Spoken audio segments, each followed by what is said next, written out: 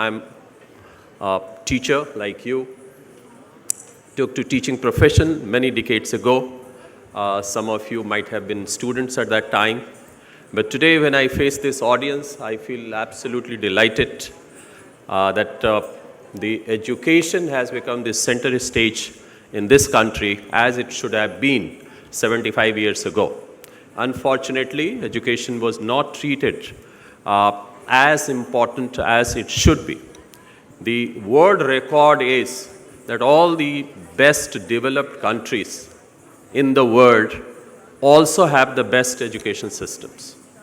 And therefore, there is a research-based evidence that if you want to be a developed country, then you have to be a developed country educationally.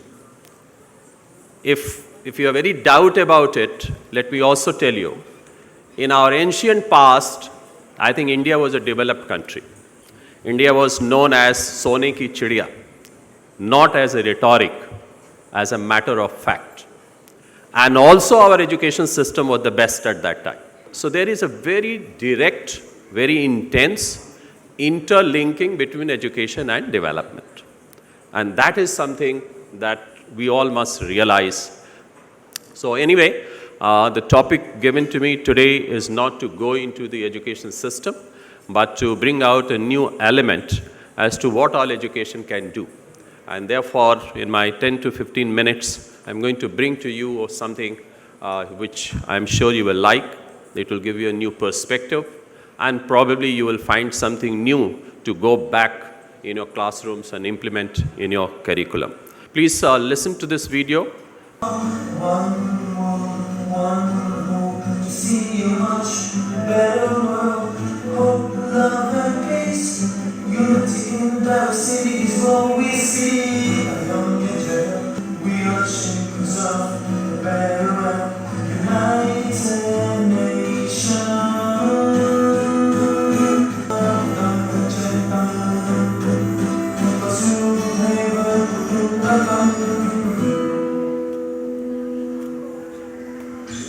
Vasudhaiva Kutumbakam.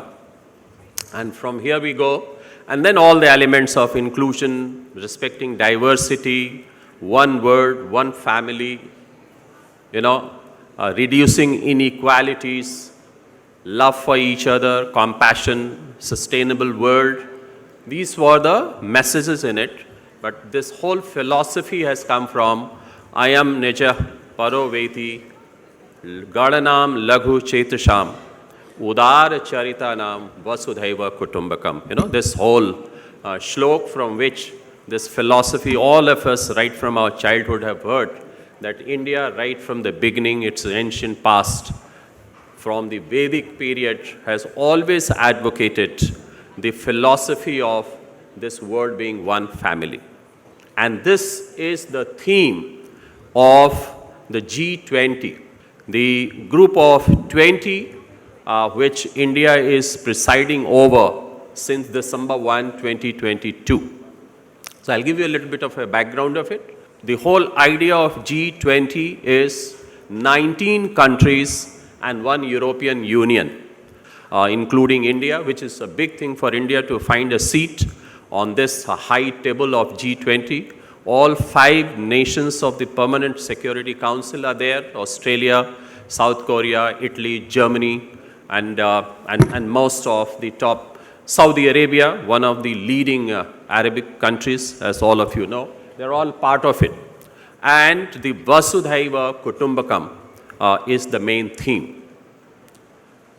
So therefore, India will have for 1 year now time and opportunity and leadership to showcase what we stand as a nation. What is our philosophy? What we stand for? What is our culture? What are the developments that we have made in the last 75 years? And how we can leverage this position of leadership to shape the policies of the world for the next many years to be implemented. So this is an opportunity for the nation. So what are the focus areas that the country is going to discuss, and all the delegates who will be coming? So just for your information, green development. Now the country is moving from fossil fuels to alternate sources of energy.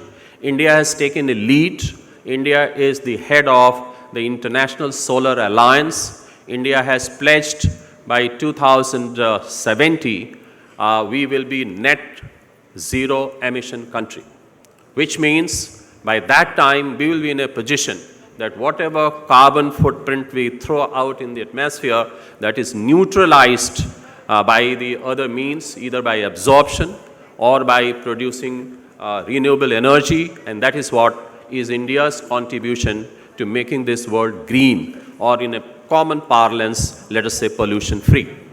Climate finance, the climate changes, all of you know how it is impacting us. So you see the weather is changing everywhere. The seasons have shifted. The coastal areas are even under greater threat. Very heavy, incessant rains, very unpredictable drought areas, extreme cold, extreme heat, and unpredictable, things happening. These are all parts of the climate change. For that, we need some kind of finance by the international community to address that. Technology transformation, digital infrastructure, which is very, very important. If you talk of education, you see a lot of inequality already, which has been perpetuating for the last 75 years. But the COVID taught us that the digital inequality is also something which has exacerbated the problems that we were facing. Accelerated growth to remove inequalities, and of course sustainable development, which I mentioned, and which was also in a way reflected in that song, that nobody should be hungry, nobody should be poor, nobody should have lack of energy, everybody should have decent employment opportunities, infrastructure, innovation, and things like that. We will have 200 meetings between now and November 2023 in over 50 cities, and it will, in Srinagar to Goa, from Siliguri to Rann of Kutch, the entire length and breadth of the country will be included. And that will also give an opportunity for the delegates for this country to be aware of our own culture, our own heritage, our own strength, and our own resources. Between this G20, it covers 85% of the global GDP. Just imagine. And 65% of the world population, and 75% of the world trade. And that will give you another opportunity to understand how the international trade takes place, how the international economies work, how the international currencies work, how India will be in a position to balance its trade deficit with other countries, how the opportunities of import and export will increase. So this is G20's strength. This is G20's power. And this is the G20's importance in our lives, which is going to impact us not only for this year during our presidency, but also in the future. And why this topic was chosen for today is that as educationists, I think we should not be out of the ambit of this G20 celebration for the next 1 year.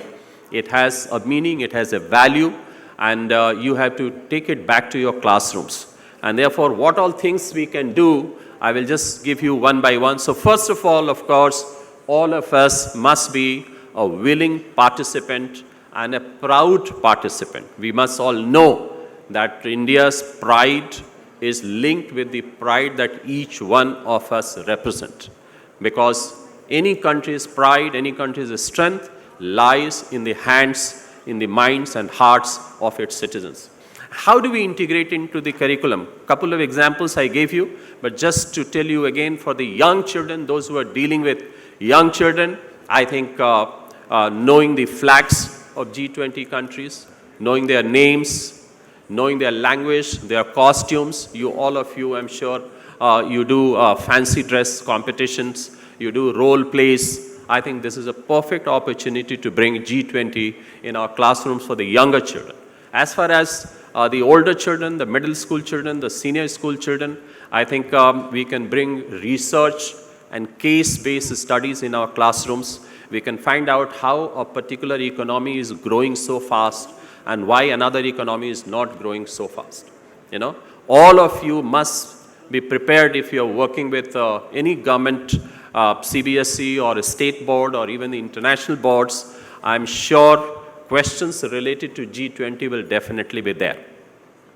The case-based studies which are generally given in the CBSE examination, they will have questions on trade and deficits and things like that. Critical thinking, collaboration, creativity. All those things you should find means and ways as to how this example and how this particular experience that the whole country is going through can be brought into our classrooms.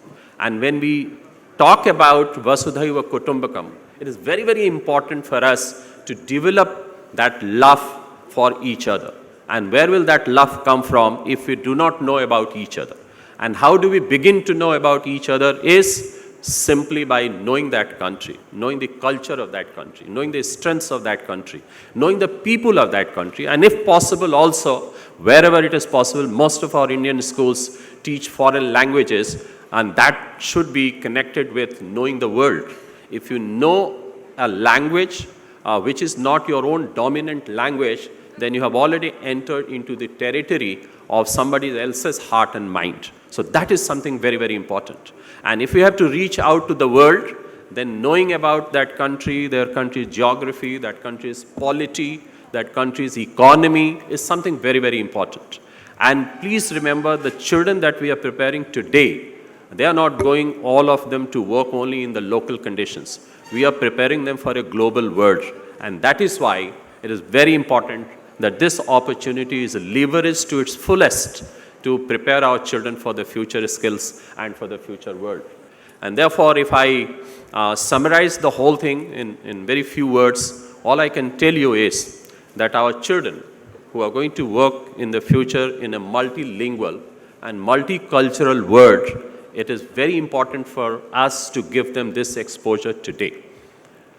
Right from the young age, it is anything that is happening here can be broken down into very, very small micro modules, and you can do it in nursery also, you can do it in primary also, you can do it in middle also, and you can do it in the senior classes also.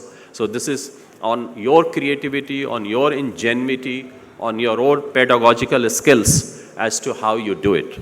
The important thing to know here is that the ultimate aim of education is to prepare our children to be very good citizens of the world, to be very sensitive, to develop empathy and compassion, and of course to become, having good health and having good character both go hand in hand. All your institutions must become the centers of excellence where the children are valued, and then they are imbued with all these values, with your policy, with your structure, with your quality of teachers, with your quality of leadership, so that our schools can become the centers of excellence. That is a very simple message which I thought that I'll share with you. I take this opportunity once again to thank Mr. Brahmam and his team for organizing such a beautiful program for all of us to come together and meet. And of course, my heartiest compliments to each one of you. And of course, a gratitude on behalf of the nation that all of you are engaged in a profession which is something to do with this country's progress. Each child who is being nourished and nurtured with your hands is going to be a leader in future, and they are going to contribute to not only to the development of this country, but also to the development of this whole world. So may you all have a great time, may you all succeed, and may you all prosperous. Many, many happy New Year to all of you. Thank you very much.